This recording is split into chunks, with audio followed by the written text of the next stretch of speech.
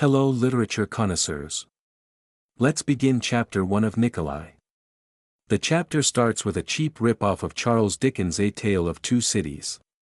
The opening line is, "It was the worst of times, it was the worst of times."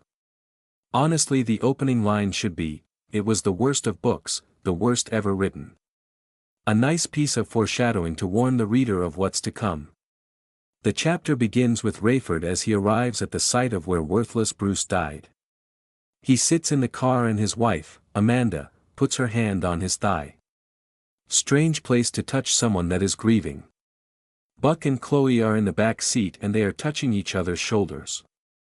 Rayford wants to get to the church to spread the word that Bruce is dead, ignoring what everyone else wants. Buck wants to get to the Chicago office to report on the attack, but Rayford ignores him, like the rest of the world. He sinks into self-pity as he wonders what they are gonna do without the pastor that can do nothing, can't offer advice, and is as self-centered and narcissistic as the rest of the group. The global peacekeepers are busy directing the situation and overseeing rescue workers. Funny how they were ready and mobilized so quickly to respond. It's almost like the whole thing was staged and they knew in advance to mobilize in order to respond. Two of them try getting Rayford's attention, but he ignores them as they yell at him over a megaphone. Amanda rolls down her window and suddenly they can be heard, whereas before with the window up they were muted. They ask if Rayford is in the car and this surprises everyone as they wonder how they knew. He gets told to pull over and he does, but he can't seem to understand how they knew it was him. It's not like the DMV keeps records of the car you own and pictures of what you look like in case police need to identify you. We get told that Buck removes his hand from Rayford's shoulder. Has his hand been there the whole time that Rayford has been driving? Seems very creepy. Buck then tells Rayford that he has a set of fake IDs and if they ask to tell them that he is a pilot friend of his. Remind me again, where in the Bible does it say thou shalt lie? Rayford finally talks to the soldiers and they demand that Rayford prove his identity. Apparently Nicolae is waiting to talk to him, presumably about flying him somewhere. Rayford goes out of his way to give them a hard time. Because this is how you set a good Christian example. Rather than following the Bible's teachings, he decided to be the opposite of a good loving Christian. Which is 99% of all Christians today. Rather than being polite, kind and thoughtful, they are narcissistic, lovers of themselves instead of loving others, self-righteous, backbiting, gossiping, greedy, and many other things the Bible warns about. While many Christians will commit a no true Scotsman fallacy by stating that any person that acts like they do are not real Christians. That just basically means that there are no true Christians at all because each and everyone does something contrary to what the Bible says. Rayford gets told he's being transported to a secret location Nicolae is at and Amanda demands to go with them. Not sure why she is suddenly attached to his hip that he can't do his job without her.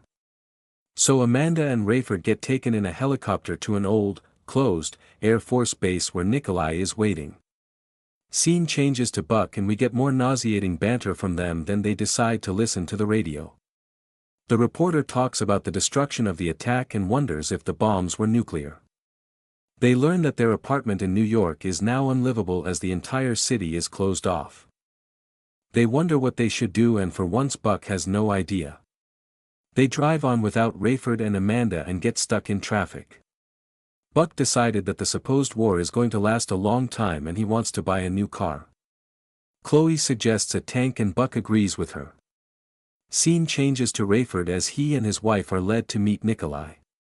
He seemed so excited over the attack that both Rayford and wife seemed amazed by this. We also meet a new character named Leon. He's like worthless Bruce Part 2. He is supposed to become the false prophet mentioned in Revelations, but he is anything but impressive. Considering how the Bible describes the false prophet, this character is a major letdown, but we'll get into that later so not to spoil anything right now. We learn little as Carpathia tells Rayford he designed his own plane and that Rayford will know how to fly it. He also keeps secret where he is being flown to, but he is disguised as a pilot in case anyone is looking for him. Scene changes to Buck as he finds a car dealership by riding in the passing lane on the highway.